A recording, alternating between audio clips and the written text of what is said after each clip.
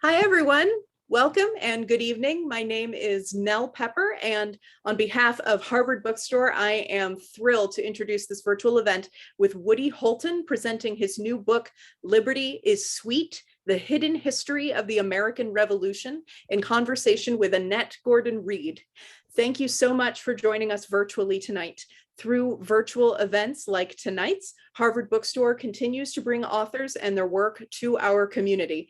Every week we host events here on our Zoom account. Our fall events calendar is full of fascinating speakers, including historian and New Yorker staff writer Jelani Cobb, Pulitzer Prize winning poet laureate Tracy K. Smith, and famed novelist Ann Patchett in conversation with NPR's Scott Simon.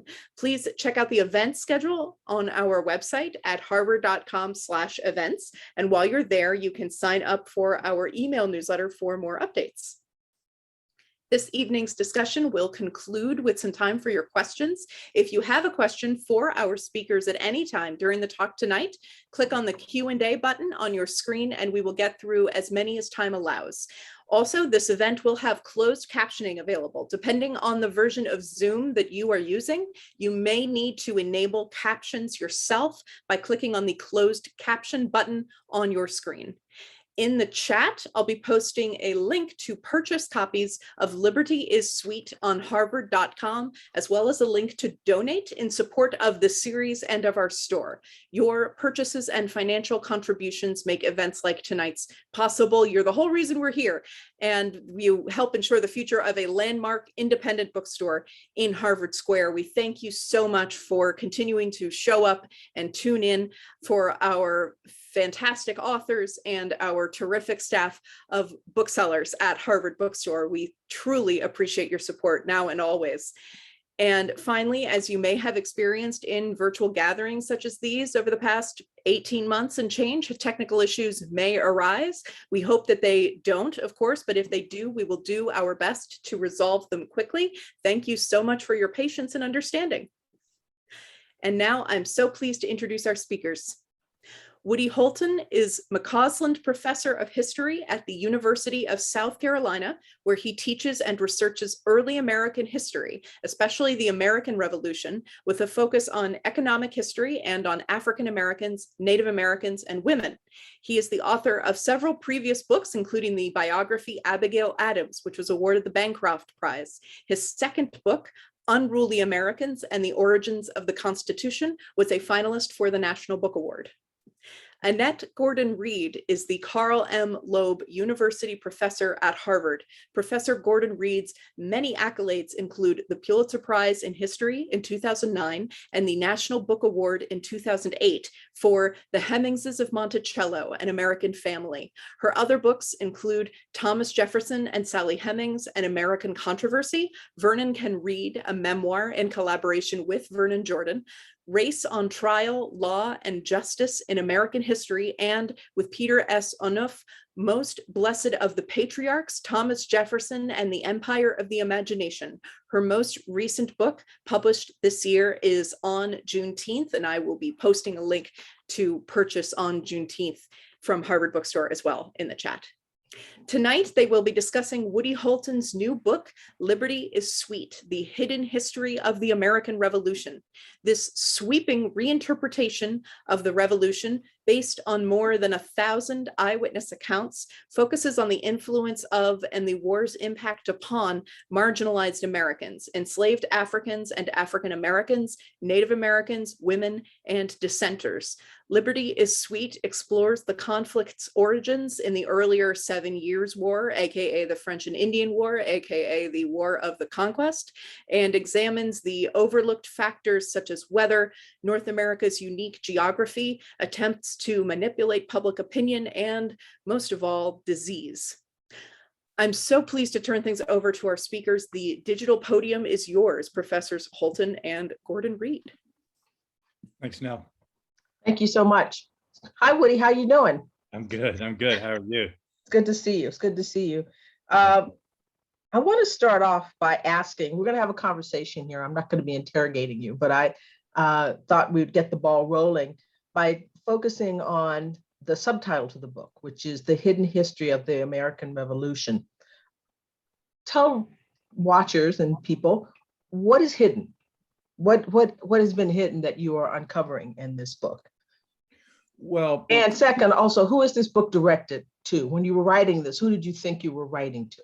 oh, I'm glad for the second part of the question, because I'm mostly writing for non-historians. I think I tell historians a few things that they don't already know, but it's mostly for non-historians to kind of bring them up to speed on all of these discoveries that his scholars have been making for the last 60 years or so, and that really cast the American Revolution in a brand new light.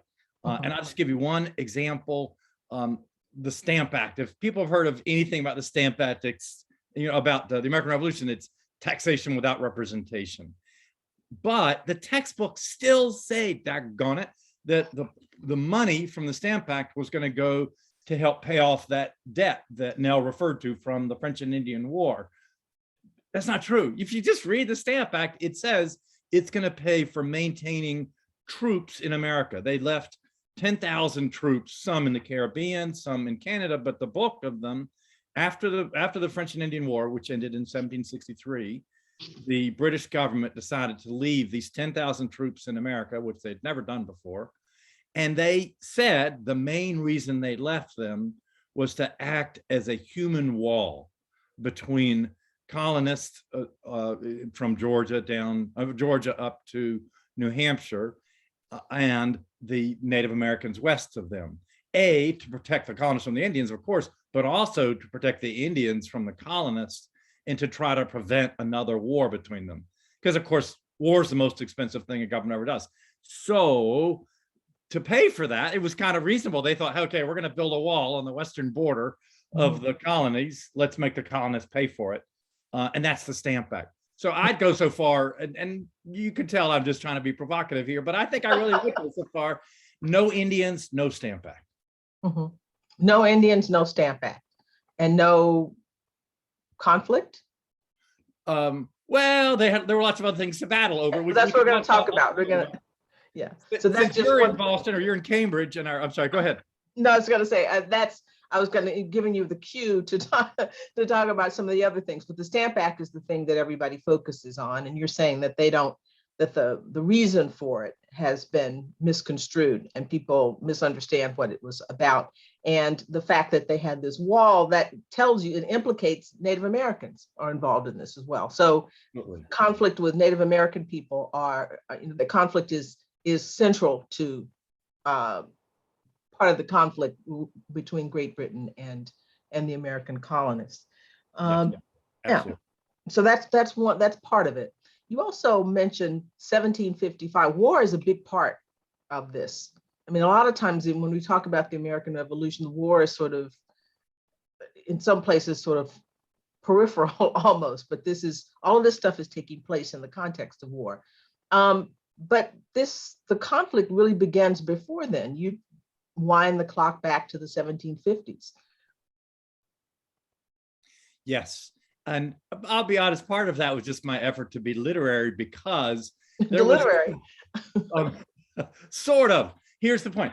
There was a battle, as you know, and I'm going to pretend, by the I'm going to stop saying as you know, because that'll just be annoying for everybody else. And everyone just understand that everything I'm talking about, Annette Gordon-Reed already knows. But July 9th, 1755, a battle near Pittsburgh, what's now Pittsburgh, Pennsylvania, between the French and the British, and the people who really decided the fate of that battle were the Native Americans who fought on the French side.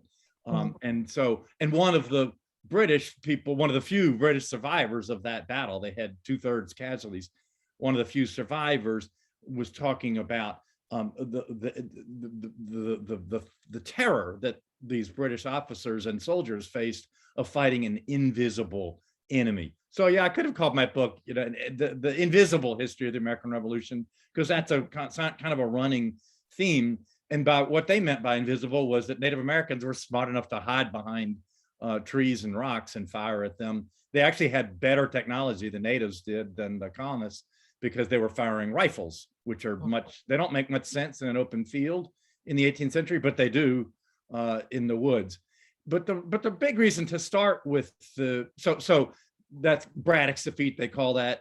One reason to start with that is that it gets us focused on the hidden enemies who often determine, or friends who determine the fate of a battle. It's also my part about being literary is it's sort of the pivotal moment, that the whole generation of the 1920s and 30s was massively influenced by the Great War, as they still called it. We call it World War I. Mm-hmm. And likewise, the French and Indian War, and specifically Braddock's defeat, was this traumatic experience for its survivors that overshadowed. And so throughout the Revolutionary War, people would say, oh, we got to be careful. We don't want to get into a Braddock's defeat kind of situation here. Or maybe we can impose a Braddock's defeat on our enemies.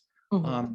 And seven, start with George Washington and Thomas Gage. They were the commanders in chief at the start of the Revolutionary War. And both of them had fought in Braddock's defeat, only on the same side at that time, because of course in 1755 George Washington still loved his king, and really wanted to be there for that battle. But let me say one last thing about 7 Years' War. It to me was the brakes, the parking brakes on conflict between the colonists and the British government. That is, the British government needed the colonists' support in order to win the war against the French and Indians. Mm-hmm. Once the war was over, the British government said, okay, there's a few things we want to talk to you colonists about. One, paying for this human wall on your western border. Two, Bostonians can appreciate this, cracking down on your molasses trade, because it was a big deal. They had been trading with the enemy, the French, and other things. But it was just building up tension. I almost imagine it's like a balloon that's blowing up and blowing up as the British get madder and madder at their own colonists in America for trading with the enemy, for provoking wars with the Indians, for not paying their share of the cost of the empire, all this stuff. And it's just blowing up the balloon, but the British can't interfere with what the colonists are doing for fear that they'll drop out of the war. And so the tension is just growing. And then February 10th, 1763, peace is signed between France and Britain. And that's when the balloon pops, because now the British can say, okay, there's a few things we need to talk about. Mm-hmm. Well, that's been one of the most interesting things, I think, about writing about the revolution, the new writings about the revolution, is to take the British seriously, or in the sense that thinking about the fact that looking at it not just from a nationalist perspective. Great Britain is reforming the entire empire. They're doing things in other places as well. It's not like King George is just saying, I just want to mess with the colonists, I want to first sink or something. And so now I want some more money, being capricious. They end the war. They've won this, what was a world war, maybe the first world war. And now they want to look around and fix the empire. And the Americans don't go along with it. Other places don't rebel. The ones in America, people in America rebel against it. And so that's, I think your book too also takes the British seriously. And it's not just a story about beleaguered colonists who are being put upon for no reason, that this is a part of a empire reform. That's right. Ireland, India, and all over the world, the British were trying to tighten things up. And the British weren't the only ones. The Bourbon powers, the French and Spanish, were also cracking down with what we call the Bourbon reforms, trying to extract more money from their overseas possessions, creating actually some positive things like more free trade within the Spanish Empire and within the French Empire.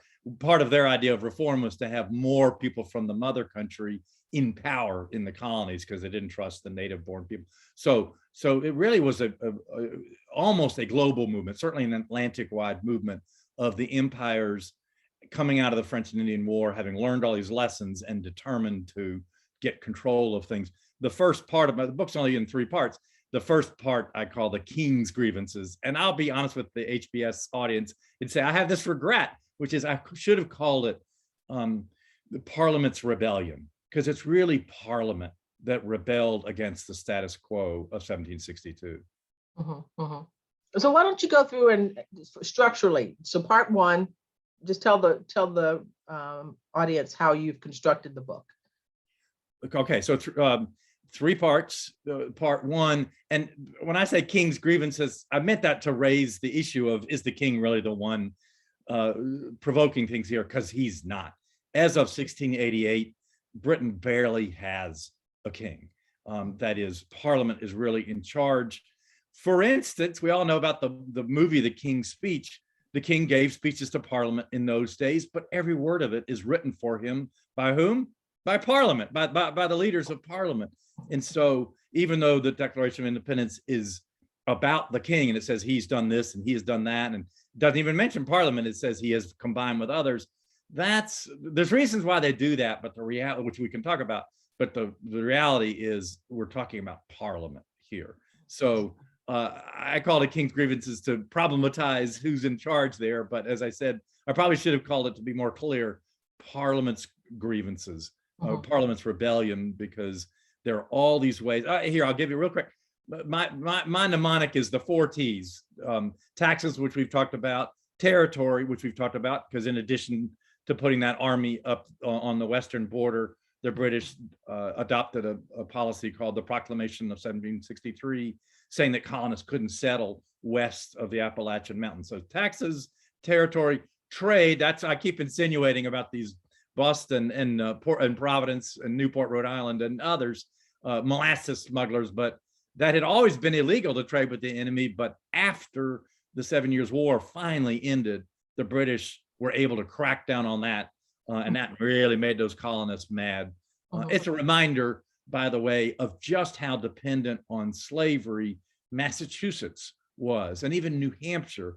Not a large percentage of the population was enslaved in those northern colonies, but where are they sending almost half of their fish and forest products and livestock and grain further south? Where are they sending that? To the Caribbean, to be made into barrels for rum, horses to run the mills that enslaved people are running to mill sugar cane into molasses, and so forth. So roughly half of New England's market is enslaved people in the Caribbean, or the people who are claiming to own them. And roughly half of the inputs into Caribbean is molasses coming up. I'm sorry, half of the inputs into the colonies like Pennsylvania and New York and New England, roughly half of what they're buying is molasses and other sugar products from the Caribbean. So they're very dependent on slavery. They're trading with the enemies. The British are cracking down on trade. And the fourth one, which we can talk about only if you want to, but people find it boring. But I think it's important. That's treasury notes or paper money. Because one of the most important things the government does during peacetime, at least, is regulate the money supply. So, and you say that they're ticking off the colonists because of their limitations on this. Right. They're new limitations. Some of these limitations existed on paper before, but so that was my very long answer to your short question about what's part one is the British are on offense.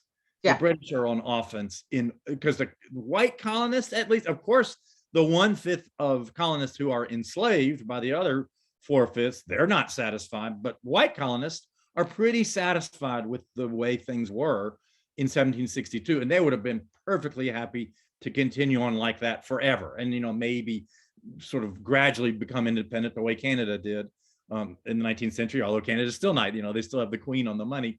I could imagine that scenario if Parliament hadn't tried to change things in those 4 ways. So in all of those ways, it's Parliament wants change, the colonists want status quo. And then we get to part 2 in 1775, when there's this tough thing, and I've been getting in lots of fights on Twitter about how this happened, but we go from the colonists just trying to preserve what they had in 1762 to them wanting to declare independence. And that process happens really in 1774 in New England, later in the rest of the colonies. But the big group that I would stress in the South pushing that change was enslaved people, because as early as September 1774, Abigail Adams recorded that a group of enslaved Bostonians had approached their royal governor, Thomas Gage, this guy who had fought alongside Washington in 1755 and was now the commander-in-chief of the British forces confronting or getting ready to confront Washington when he came up later. But anyway, Gage was the commander-in-chief. Enslaved people from Boston in September of 1774 approached the commander-in-chief and said, look, we know you're outnumbered. You need fighters. We will fight for you if you'll give us our freedom. And he, according to Abigail Adams, what she heard was he gave that petition to one of his staff officers and said, check this out, maybe we should do this, took it seriously. Anyway, that was way back in, and I'm not going to obviously bore people by going through all the details, but there are all these other initiatives. James Madison recorded one in Virginia in November of 74, African-Americans coming to the British and saying, you need us, we want freedom, let's make an informal alliance. And in November of 1775, they finally got their alliance with the British, and it infuriated white Southerners. Thomas Jefferson, who you've written a lot about, so you know this better than I do, in his rough draft of Declaration of Independence, the longest of his grievances was also the one with the most passionate language, and the only one where he used all caps is sort of the fallback of the amateur writer, you know, like people do in tweets today. And the only one where he accused the king of being a bad Christian. Oh, and it was the last of the 26, which was a way of saying this is the most important thing. Save the best for last was a frequent 18th century rhetorical device. Was all of that's the buildup to saying it's the grievance where Jefferson accused the British of first forcing the white colonists to have slaves, which sounds ridiculous, but actually has a small grain of truth to it that we could talk about. But then more importantly, that's the lead into saying, and now he's inciting these same people to attack us. And they reduced it to 7 words in the final, but it's all about, I've been running this thing on Twitter about how many people, whites use various versions of this phrase, aiming a dagger at our throats through the hands of our slaves. That's what takes, I think, a lot of white colonists, that and other things, was one of the things that takes white colonists from just wanting to go back to where they'd been in 1762. That's what causes them to jump off the cliff into independence. So they're Native Americans. We're sort of constituting the groups of people who have been hit and who've been left out here. Native Americans are influential. The relations with them prompts the Stamp Act, which prompts people to be angry with the Brits. Dunmore's proclamation. Black people are involved in this. You mentioned women who are involved in who are part of the war effort in some ways as well. How do women fit into this? Well, it's not as women. That is, no. It's as Native women or as African-American women or free white women, but then the influence is huge. And I'll just give you a couple of examples. I mentioned that in addition to having influence on the Stamp Act, inadvertently, of course, they weren't thinking, oh, Native Americans weren't thinking we'd like to make the colonists have to pay for stamps in their newspapers and playing cards and everything, but the influence is there, albeit indirect. In addition to doing that, Native Americans did do something much more directly, and that is rebelled in 1763. It's one of those misnamed rebellions. Pontiac's rebellion was because he was one of many leaders, and they captured 9 British forts in the backcountry. It was an extremely successful rebellion. I think you have to call it a successful rebellion because when the British sent 2 armies out to suppress it, they didn't kill a soul. The Indians at that point said, oh, yeah, okay, we can make peace again. And they had to give back captives, which was heartbreaking for all concerned. But Pontiac's rebellion achieved something that the Native Americans had been pushing for, which was the British government drew that proclamation line. And where women come into this is the Virginia House of Burgesses. Virginia was the largest and most and wealthiest of the 13 colonies. Virginia land speculators like Thomas Jefferson and George Washington were in the legislature in 1769 when it unanimously said to Britain, you got to repeal that proclamation line and allow us to take the land from the Indians west of the mountains. In that same year, 1769, the female peace chiefs living on the Wabash River in what's now the state of Indiana sent wampum belts, those beaded belts, eastward to other native nations like the Shawnees and the Delawares, saying we need to rebuild the Pontiac Coalition. Those groups had had a falling out, so we want to reunite. And that unity movement spread to the South, which is really big news because the Cherokees and the Muskogees and other Southern nations had been bitter enemies of the native nations in what's now the Midwest. And so they started to unite, and the whole thing began with these native women on the Wabash, and that coalition scared the British into saying no to Jefferson and Washington when they asked for permission to take that Western land. Let me say more briefly, just because it's another Jefferson line about the influence of women. You and I have a friend, he's a little mad at me at the moment, but he's my friend, Gordon Wood, wrote a wonderful book called Empire of Liberty. Yes. Taking that expression that I love the expression Empire of Liberty. I thought about calling my dissertation the Imperial Republic, and this is sort of gets at the same contradiction. Can it be of liberty if it's an empire? And can it be imperial if it's of liberty? So anyway, Empire of Liberty is a phrase that was coined, I thought, by Thomas Jefferson in December 1780, a letter that he wrote to George Rogers Clark as he sends him off to conquer Detroit, which was the armory of the Native Americans in the West. That is, the British handed out guns and ammo to India. So it's Empire of Liberty is all about the Native Americans whose land we're taking in order to establish our empire. But it's also something else, which is this. Esther Reed was a high-class woman in Philadelphia in the summer of 1780, which was the low point of the war for the rebel colonists. They'd lost Charleston in my home state of South Carolina. There were mutinies. Their paper money was getting close to worthless, and people were depressed. And Esther Reed had an idea. Let's try to re-encourage them. Let's have the women of Philadelphia go and knock on every single door in Philadelphia and raise money to present a gift to the soldiers. And she knew, especially for elite women like herself, that's not exactly what ladies are supposed to be doing, going out and knocking on doors. Knock on doors. Yeah, I had a job in Massachusetts knocking on doors years ago, and my parents never understood it. You do what for an environmental group? MassPIRG, which is a great group. Some of the people watching may be members of. Anyway, but it was not something for her to do. So she had to justify. So she wrote a pamphlet called Sentiments of an American Woman, an interesting sort of pre-echo of the Seneca Fall Declaration of Sentiments. She says in Sentiments of an American Woman, this may sound outrageous, but look, women have done things. Elizabeth I, that is Shakespeare's queen, and Catherine the Great, who was a contemporary of Esther Reed's, they did stuff. They expanded the Empire of Liberty.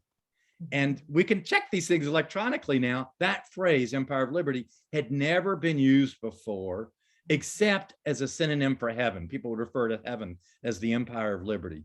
She brought it down to earth.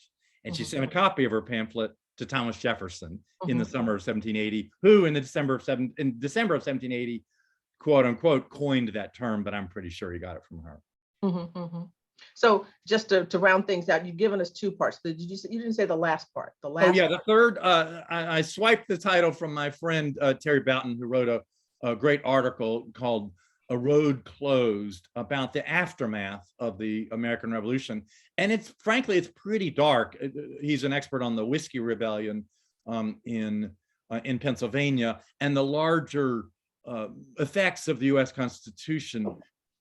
I thought almost all of us today love the Constitution, but if you we do. Well, that's true. I have some colleagues who don't. That was an issue in the Supreme Court this afternoon, apparently. But so I won't say how many people, but I'll say I love the Constitution, and most of my students do. But if I ask my students, what do you love about the Constitution? They'll say, and this is South Carolina, so many people will say the Second Amendment.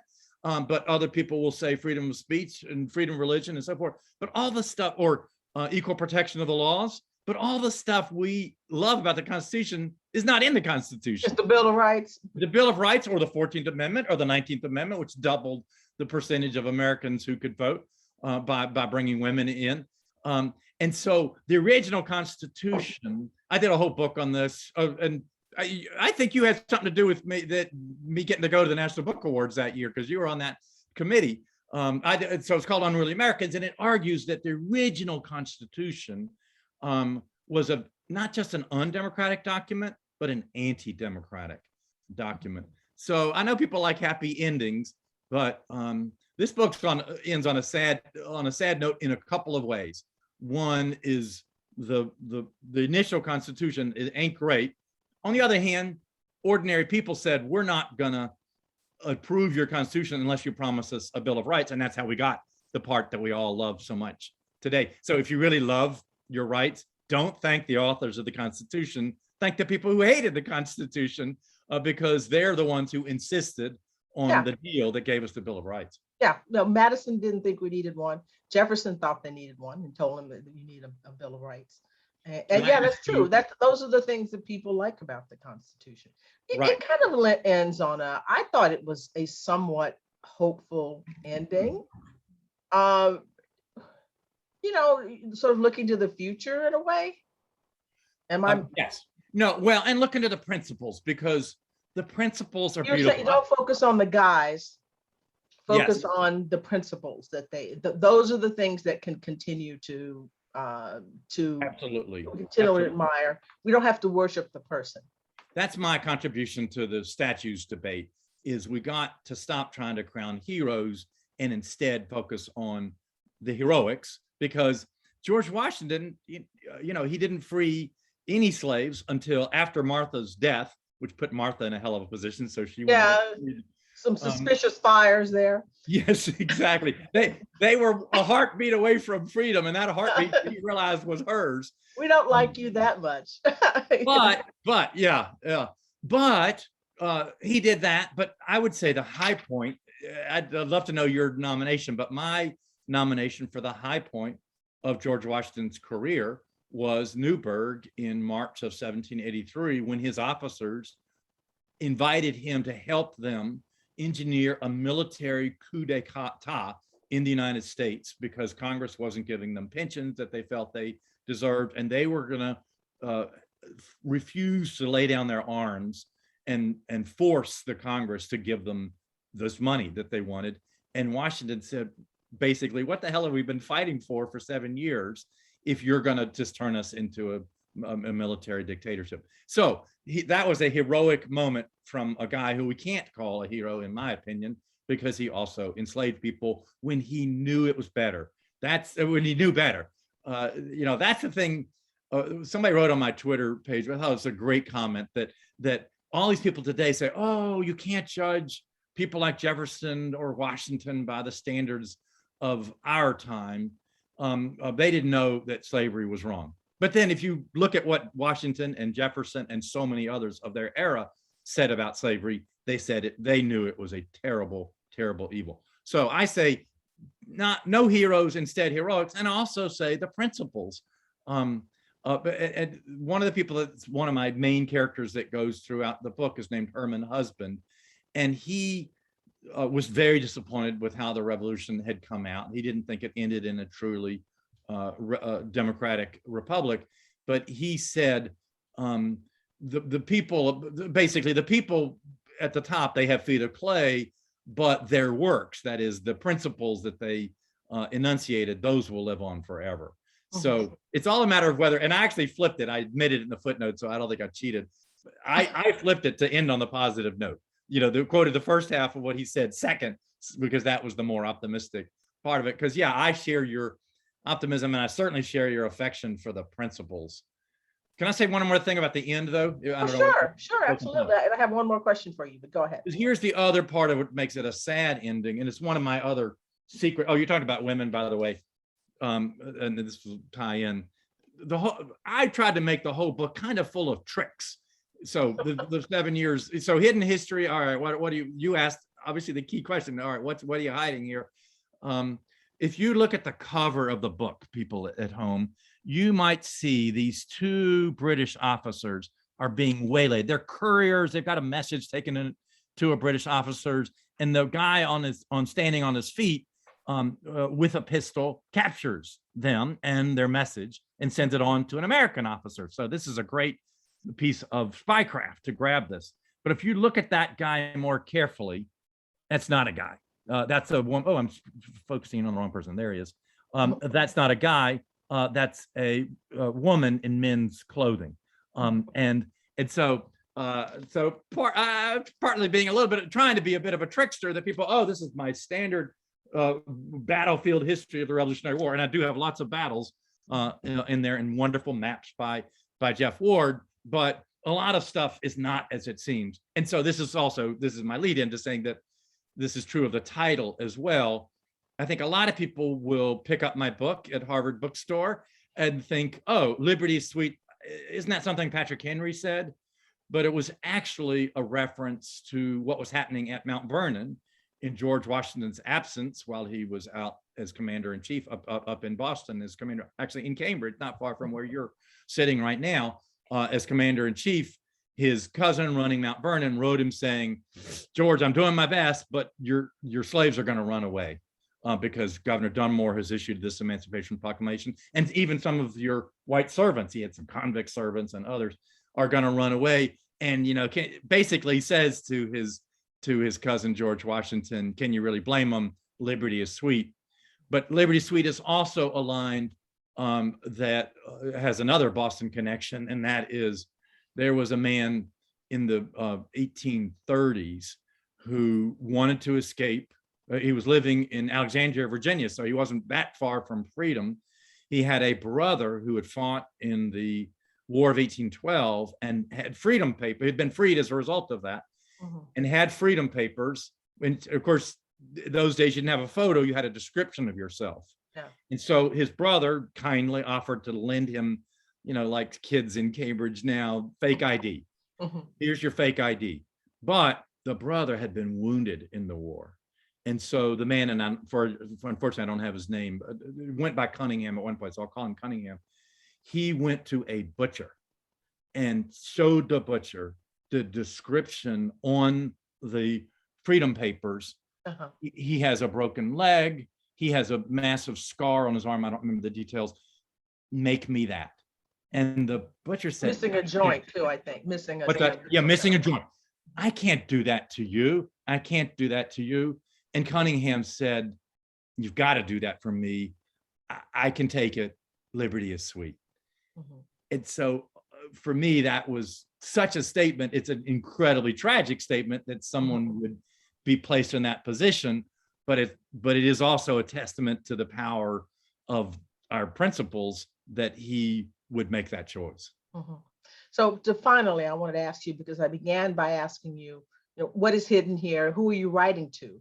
Now that you have peopled the revolution, the American Revolution, with all of these different groups of people, what do you want? What do you think? What do you want to happen? What would be in your wildest imagination if your book could change people and do things? What do you want to happen by having this story told in the way that you've told it? A wonderful stumping question, but let me struggle to an answer to it. Oh, and here's one way I'll answer it, and I'll start off negatively, I'm sorry to say, by saying I had something in the Washington Post on July 4th of this year about the African American role, both in bringing about the Declaration of Independence, as we've talked about, forming this alliance with the British that infuriated white colonists and helped drive many of them into screw the British Empire, we want out. They also, people like Lemuel Haynes, another Boston story, by the way, he in 1776 was a Massachusetts, a free black man, white mom, black dad. He was serving in the Continental Army of 1776 when he got his hands on the Declaration of Independence. He wrote an anti-slavery pamphlet, and he decided to use as an epigraph, that paragraph that people put at the start of their book or pamphlet, to use the Declaration of Independence. Specifically, we hold these truths to be self-evident, that all men are created equal. And he thus became the first person to ever quote the all men are created equal phrase of the Declaration of Independence.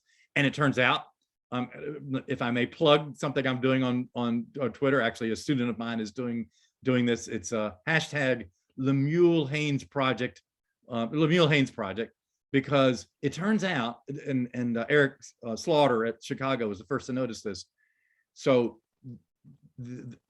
created equal gets quoted in American newspapers and pamphlets and stuff 27 times between 1776 and the end of the century in 1799, 27 times.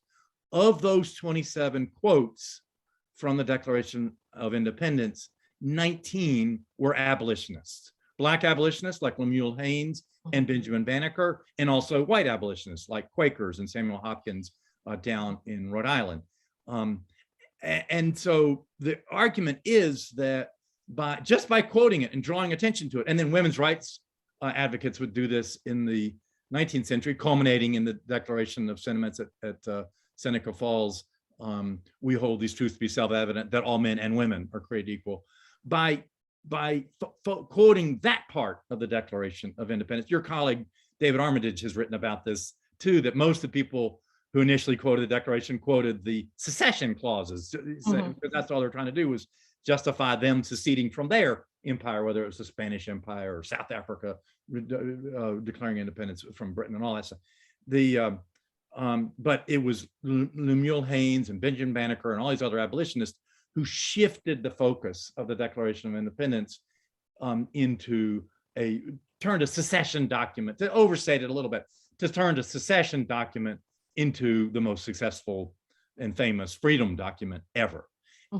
All of this is a long way of saying I've said those things that I thought were very inspiring in the Post in July, in just last July, and all these people wrote into saying, "Quit running down our founding fathers. That's so mean. You're a snarling, negative person." And it had all been positive. So to answer your question about what I would love to see as a result, is that people can see that adding another leaf to the table like your mom does at Thanksgiving so that everybody can sit there, that's not a negative thing. That's not a comment, a negative comment on the people who are already there at the table. That's expanding the conversation in a way that we can see. For me, Lemuel Haynes is somebody that I could really admire. And I'm less focused on, yes, Jefferson said horrific things about African Americans and enslaved them. And I think you're the one who checked this stat with, because I've been saying it a lot and you can correct me. He didn't free anybody that he wasn't related to. Is that a fair statement? It's fair to say that he didn't free anybody that wasn't related to one another. They're all Hemingses people. He freed 2 of his kids and their uncles and cousins. They're all, they're all. I would call that his extended family. You know, if I have a kid, my kid has an uncle. His wife's extended family, his wife's half siblings, and their half siblings and so forth. No, these are people who are all connected to him, all the people that he cares about. Right, you know? Right. So, but he didn't free anybody that wasn't part of that Hemings network, as you showed in your Pulitzer Prize and NBA winning book. But so there's things to admire about Jefferson, like all men are created equal, and other things to not admire. And there may be things, and actually, you know, Lemuel Haynes later becomes this very conservative, not never conservative on slavery, but conservative in other areas. So I could probably find things I don't like about Lemuel Haynes from. You can find something you don't like about anybody, actually. But exactly. But so there's slavery is a big one. But that might be a better goal for me to say. So, I would love for people to see expanding the scene as not a negative thing, but a positive thing. And also, so here's a bit harder question. If people could just see what you said, you can say something nice or mean about just about anybody. Man, that would be a great impact of if a whole library of books could have accomplished that, that'd be pretty cool. Yeah. Well, we have questions here and we should go to them, give the audience a chance to converse with you. Cool. All right. Yes. Hi. Hello. Thank you. This was great fun and fascinating. And thank you so much, both of you. We do indeed have questions. So our first question comes from Evan Darlington, who asks, and I think you were just touching on this a bit, but what would you like to see changed or added to high school textbooks that would help bring a better picture for students? Personally, selfishly, I'd love to hear this from both of you, but you know. I think I've had my say. Let's put Professor Gordon-Reed on the spot with that question. If you could change 2 or 3 things in high school textbooks, do you mind answering that? I'd love to hear your answer. Well, I mean, I probably wouldn't say much different than what you would say, that a more expansive, inclusive narrative about the founding. I would, I think that's pretty much what I want. I mean, the things that I want people to be able to speak freely about the things that happen in their state, in my home state, that the Constitution of the Republic of Texas supported slavery specifically and explicitly. I just want people to tell the truth about history and give different perspectives, because I think that's why I was focusing on the people that you were saying who were left out, that you want to bring in. Who are they and what did they do? I think that's really important for kids to see, themselves as a part of the country. Mm-hmm. I mean, so much of the history before made it seem like that it's a white man's country. Right. And it's pretty clear from what you're writing and others have written that all kinds of people contributed. And so I think that would be my main thing. Mm-hmm. Mm-hmm. And there's a lesson for those white kids too. And that is, just because you don't look like Lemuel, you don't look like any of these guys, you don't wear tights. Just because you don't look like Lemuel Haynes doesn't mean he can't be your hero. And actually, I kind of think we've achieved that somewhat with Martin Luther King. I have a 12-year-old and a 15-year-old, and I think if you ask them to list their heroes, people they can identify with, obviously they didn't go through anything like what he went through, but if you ask them whom they admire, I think they would name King pretty early on. And so I would love to see white kids today looking up to Lemuel Haynes, for example, or Joseph Harris, who was a free black pilot who escaped to the British. And also related to that, Benjamin Quarles, who really broke open this topic in 1961 with a book. You can tell how old it is from the title, The Negro in the American Revolution. His point was about African Americans. They weren't loyal to the British. They weren't loyal to the Americans. They were loyal to the principle of freedom. And I think if that's what we taught our kids to be, I don't want them to be disloyal to our flag and our nation and all that, but I'd rather see them be loyal to the principle than to, blood and soil. Yeah. I have a question. Being in Massachusetts, there's some focus on King Philip's War here. You mentioned that the French and Indian War cast a long shadow over the colonies in the American Revolution. What kind of impact did King Philip's War have on the Revolution, if any at all? There's another good one for Professor Gordon-Reed to take. I haven't thought about King Philip's War. 1676, so it's kind of interesting that it was a century before ours. I mean, her colleague, Jill Lepore, made her name, won the Bancroft Prize for a book called The Name of War, about King Philip's War, and said it was just devastating to New England. But I'll admit there's been a lot of scholarship since then that I am not caught up on. Annette, do you want to say anything about King Philip's War? I have nothing to say about it other than what you're saying, except that it established that, the first time that I read about or thought about Native Americans as enslaved, I mean, a lot of those people were sold into slavery, the sort of traditional way that people went into slavery. Right. And before, the story was that didn't happen. And of course, now we know that it happened much more than we knew, but not just, shipping them off to the West Indies. I wanted to ask you about the West Indies, but I forgot to do that, about the Caribbean. That's one of the great things that's happened. The other thing that you mentioned in your book and has happened with the scholarship is focusing much more on the connections between the United States and the Caribbean, and particularly New England. And you don't put those two things together, but they're integrally linked to one another. But back to the war thing, King Philip's War, I mean, that's the thing that stuck out with me, is the first time that I read about Indian slavery and how that notion has sort of expanded since then. Absolutely. And, Alan Gallay and Christina Snyder have both written books about Native slavery further south. And there's this amazing statistic that in 1730, when my state, South Carolina, then a colony, of course, that's about the year that South Carolina achieved a Black majority. And my mentor wrote a book of that at Harvard by that title, Black Majority. But in that year, 1730, as of that time, South Carolina had exported more slaves than it had imported. That is, it had imported thousands of Africans, but it had exported thousands of Native Americans to be slaves, mostly in the Caribbean, which was essentially a death sentence, and that's why they kept exporting more. Yikes. Because they didn't survive very long. Okay. Oof. Okay. Dang, I didn't know that. Okay. Let's see here. So, here's an interesting question from an anonymous attendee.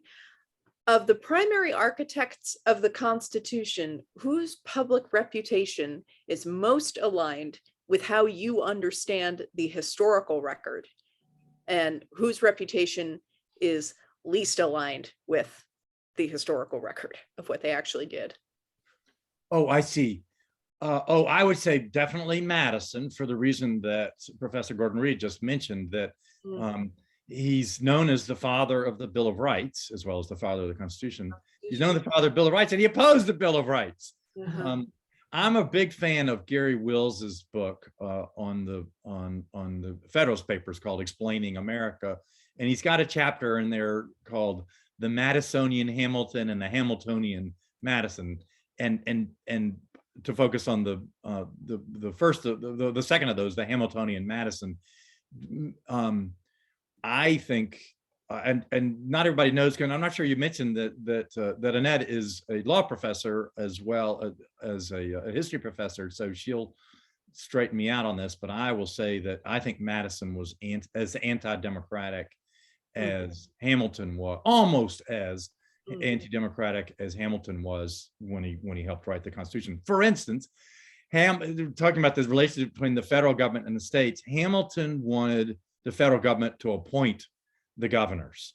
Just think how different American politics today if the governor of Texas was appointed by Joe Biden.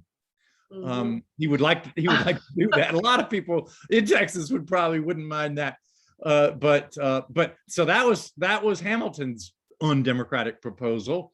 Madison's undemocratic proposal was that the U.S. Senate would have the power to veto any law passed by any of the states. So they're getting to the same destination. Wow. They're just taking different routes. Yeah. Wow. We have a question from Thaisa Way.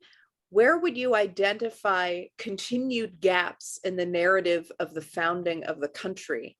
Who or what communities have we yet to fully acknowledge? I would love to hear Annette's answer to that. I'll give a brief. This is your show, Woody. It is your has been. I've talked over you. I'm so sorry, but I really want you to try that one. I mean, because we've talked about this a bunch of them, but she wants another, and I'll tell you one.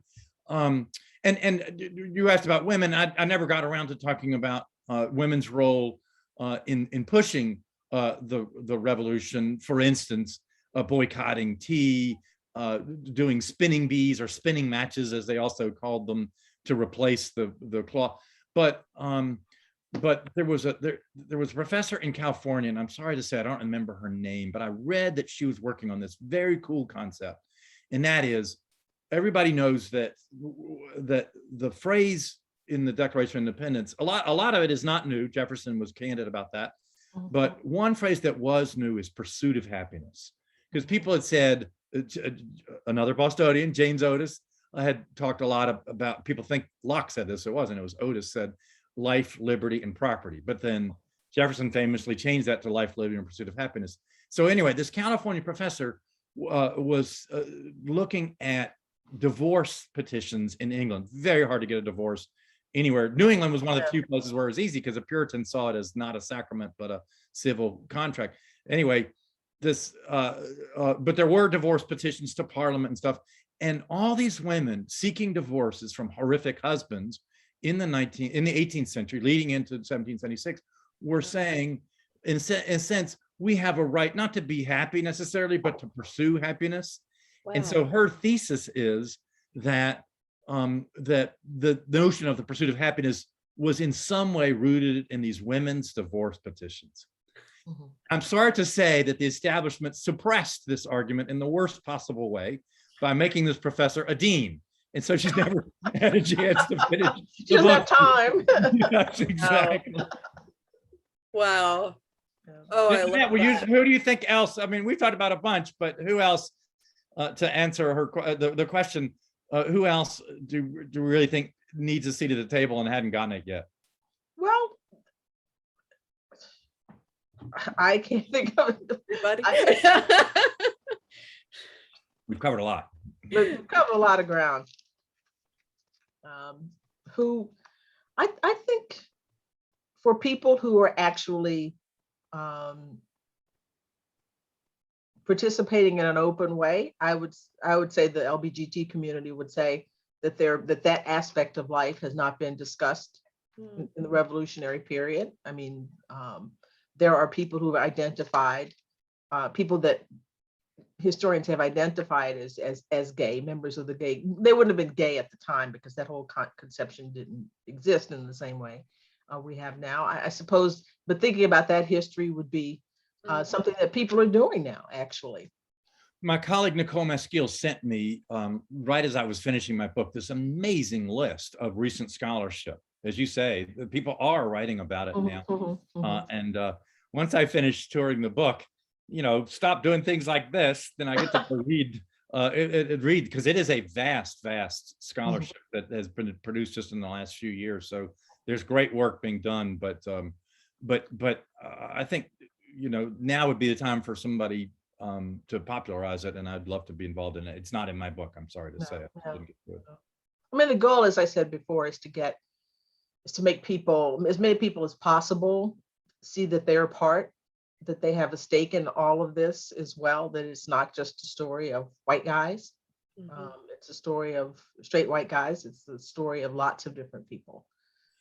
But I know you'd agree with me, not to fake it. We don't want to say, well, I was going to say, you don't want to say Socrates was gay, but of course he was, by our definition. But you don't want to say that empower Native Americans by saying Socrates was Cherokee. Socrates was not Cherokee. But Okay. and the reason I mentioned this is that Gordon Wood, when I was up in Boston a couple of weeks ago, was saying, you're trying to do a usable past, and you're inventing things basically in order to empower the present. And I said, we don't need to. We don't need to. We just need to tell the truth. And that's why all these tweets I put out about the role of African Americans in the war, they always have a photograph of the document, because I don't like this phrase that Van Wyck Brooks invented, a usable past. Because I was going to say, historians don't like, I mean, Gordon is a traditionalist. No, historians are not going to like a usable past, because that means that people are essentially, the charge, and that's not, I don't think that that's what, the charge is that you're not looking at things historically. You're looking at it for what it means to us today. And the history has its own value, even if it doesn't apply to something that we have today. The difficulty is that we have the things that happened in the past that you're talking about. If you're talking about race and all those kinds of things, there are legacies of that. Those kinds of things continue. But you're not going to get most historians to buy into the usable past, because you said that you didn't like that term, that you have difficulty. I don't like it because it implies that those of us writing about the things that you and I both write about are stretching it to in order to create role models or whatever. And it reminds me of that line that somebody said to Harry Truman, you're giving them hell, Harry. And he said, I didn't give them hell. I just told the truth and they thought it was hell. Yeah. And that reminds me of one other thing I wanted to say, which I've totally forgotten, so I'll let it go. Well, I think you'll come back as your.